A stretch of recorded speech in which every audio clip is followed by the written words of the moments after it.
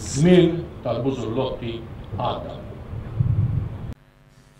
Sentejn ilu meta introduċa l-arriva f'Malta, Ostingat kien qal li żmien il-Bużullotti spiċċa. Żgur li ma jgħidux l-istess daw kollha li ġarbu ġrieħi, sarat fil-vetturi tagħhom jew inkonvenjenzi minħabba s-servizz tal-arriva.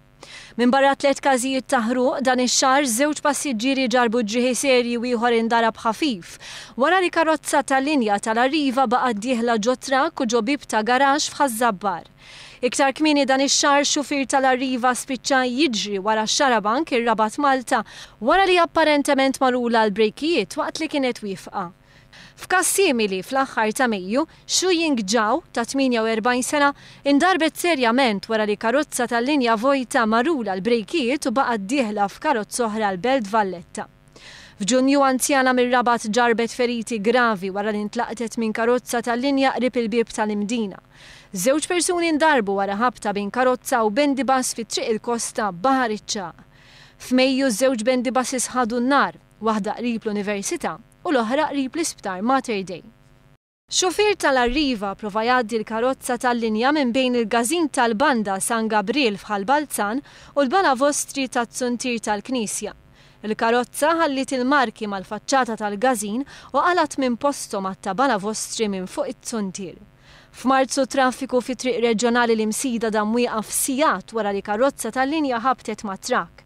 F'Jannar raġel anzjan ġarrab ġrieħi serji wara li ttajjar minn karozza tal-linja waqt li kien qed jaqsam it-triq fl-imsida. F'Novembru 2012 ħabta bejn van u karozza tal-linja f'Buġibba blokkat it-triq għal satin sħaħ, b'konsegwenza li ma setax tgħaddi ambulanza li kienet imsejħa biex tagħti l-assistenza lil residenti fil-viċinanzi.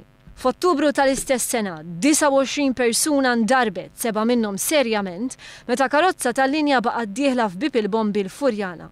F'Ottubru Ostingat innifsu stqar li wara 15-il xahar li bdiet topera l-arriva kienu involuti f'xejn inqas minn 1619 l-inċident ta' traffiku. F'Awwissu l-arriva mettiet li 30 karozza tal-linja kellhom problemi serji ta' diesel ħireġ mill-karozzi għal ġo triq. F'Lulju ċiklista mhux talli ntlaqtet minn bendibas meta kienet fi triq f'Baħar iċ-Ċaq talli tal-linja baqgħet sejra. Żmien tal-Bużullotti għadda. Gvern Nazzjonalista kien nefaq xejn inqas minn 845,000 euro fl-qatt ta' konsultazzjoni dwar ir-riforma fit-trasport pubbliku. Wara ndirien li ħakmu fuq il-bendibasis il-General Workers Union kellha laqgħat urġenti mal-management tal-Arriva dwar is-sigurtà tal-karozzi tal-linja. Aktar kmieni l-Union kienet qalet li ma jista' qatt ikun hemm titjib fis-servizz tal-Arriva jekk il-ftehim li sar bejna u Transport Malta fl-2010 ma jiġix rivedut. Wara insistenza tal-Ministru Joe Mizzi f'Lulju l-Arriva qablet li tirtira l-użu ta' bendibasis minn rotot problematiċi u dojoq.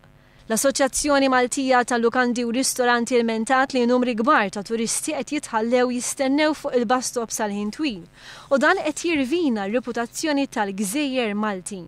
Żmien tal-Bużullotti għadda. Meta spiċċaw dawn il-Bużullotti? Mhux tab xejn li l-Ministru ta' Trasport u Infrastruttura Joe Mizzi qed jinsisti ma' uffiċjali mill-Ministeru minn Transport Malta u mill-Arriva biex jaħdmu flimkien fuq ir-rotot u s-soluzzjonijiet li jagħmlu aktar sens u dan mingħajr dewmien.